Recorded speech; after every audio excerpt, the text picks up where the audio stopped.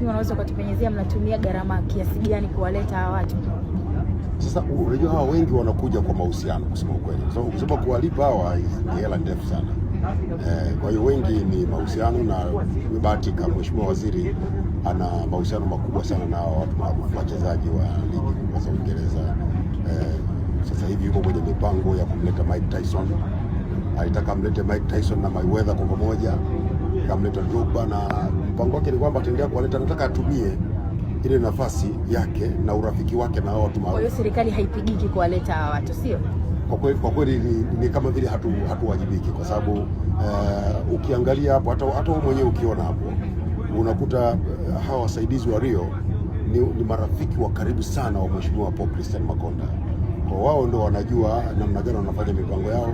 Kumshawishi mtu kama huyu aje ni kitu kikubwa, tunaweza kugharimia, na nadhani tunapokwenda itabidi tuanze kuliangalia hilo jambo, kwa sababu hatutaweza kuwa tunapata bure kila siku.